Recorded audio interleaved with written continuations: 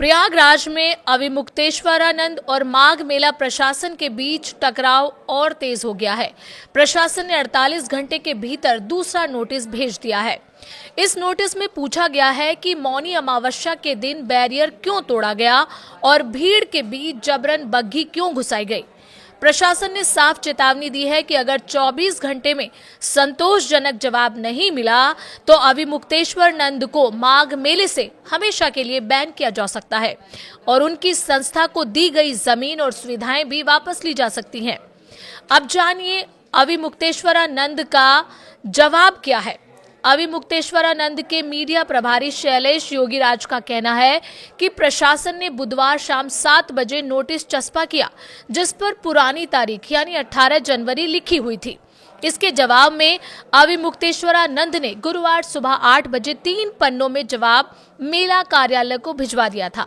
उनका कहना है कि प्रशासन सिर्फ नोटिस खेल रहा है और जब तक उनका मौनी अमावस्या का स्नान नहीं हुआ तब तक दूसरा स्नान संभव ही नहीं है।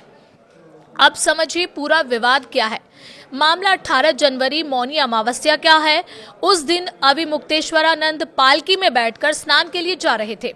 पुलिस ने उन्हें रोका और कहा कि पैदल जाकर स्नान करें। इसी बात पर विवाद हुआ। शिष्यों के साथ धक्का मुक्की हुई। इसके बाद अविमुक्तेश्वरानंद शिविर के बाहर धरने पर बैठ गए। यहीं से प्रशासन और संतों के बीच तनाव बढ़ता चला गया। प्रयागराज में माघ मेला प्रशासन और अविमुक्तेश्वरानंद के बीच विवाद लगातार गहराता जा रहा है। प्रशासन ने 48 घंटे के भीतर अविमुक्तेश्वरानंद को दूसरा नोटिस भेजा है। नोटिस के जवाब में अविमुक्तेश्वरानंद ने आरोपों को खारिज किया है। उनका कहना है कि कुछ अधिकारियों ने जानबूझकर अव्यवस्था पैदा की और बाद में सारा दोष उन पर मढ़ने की कोशिश की गई। अविमुक्तेश्वरानंद के अनुसार पूरे घटनाक्रम की सच्चाई सीसीटीवी फुटेज में साफ देखी जा सकती है।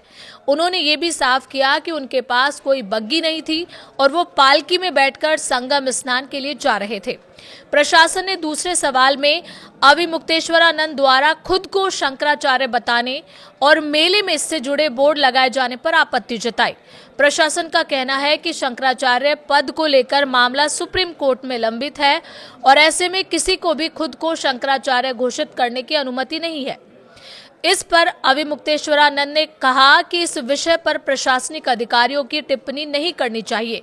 उनके मुताबिक इस मामले में उनके वकील की तरफ से 20 जनवरी को ईमेल के जरिए पहले ही जवाब भेजा जा चुका है।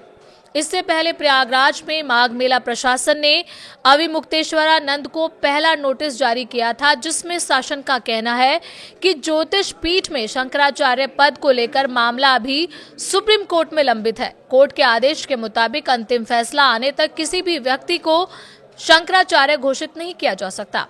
इसके बावजूद अविमुक्तेश्वरानंद द्वारा खुद को शंकराचार्य लिखना सुप्रीम कोर्ट के आदेश की अवहेलना माना जा रहा है। इस नोटिस के जवाब में अविमुक्तेश्वरानंद ने प्रशासन की कार्रवाई को मनमाना और असंवैधानिक बताया है। उनका कहना है कि अगर नोटिस वापस नहीं लिया गया तो वो मानहानि का मामला दर्ज कराएंगे। अविमुक्तेश्वरानंद का दावा है कि पूर्व शंकराचार्य स्वरूपानंद ने उन्हें न्यास के माध्यम से शंकराचार्य नियुक्त किया था और सुप्रीम कोर्ट का ऐसा कोई आदेश नहीं है जो उन्हें शंकराचार्य बने रहने से रोकता हो। अब जानिए कौन किसके पक्ष में है। इस विवाद में संत दो हिस्सों में बटे हुए नजर आ रहे हैं। कुछ संतों का कहना है कि प्रशासन को अविमुक्तेश्वरानंद से माफी मांगनी चाहिए और परंपराओं में दखल नहीं देना चाहिए। वहीं कुछ संत और सरकार समर्थक पक्ष का कहना है कि कानून और व्यवस्था सबसे ऊपर है और कोई भी व्यक्ति नियम से ऊपर नहीं हो सकता। इस बीच मुख्यमंत्री योगी आदित्यनाथ का बयान भी सामने आया है। योगी आदित्यनाथ ने बिना नाम लिए कहा है कि किसी को भी परंपरा बाधित करने का हक नहीं है। उन्होंने कहा कि धर्म की आड़ में सनातन को कमजोर करने वाले कालनेमी जैसे लोगों से सतर्क रहना होगा। योगी ने जिस कालनेमी का जिक्र किया वो हिंदू पौराणिक कथाओं का एक मायावी असुर यानी राक्षस था। रामायण में रावण का मामा और मारीच का बेटा था। रावण ने उसे लक्ष्मण के मूर्छित होने पर हनुमान को रोकने के लिए भेजा था। बाद में हनुमान ने कालनेमी का वध कर दिया। अब बात करते हैं कि अब आगे क्या। फिलहाल प्रशासन अविमुक्तेश्वरानंद के जवाब की समीक्षा कर रहा है। अगला कदम इसी जवाब के आधार पर तय होगा। बैन होगा या नहीं, जमीन और सुविधाएं रहेंगी या वापस होंगी, और क्या ये विवाद और बढ़ेगा, अभी स्थिति तनावपूर्ण बनी हुई है और सबकी नजर प्रशासन के अगले फैसले पर टिकी है।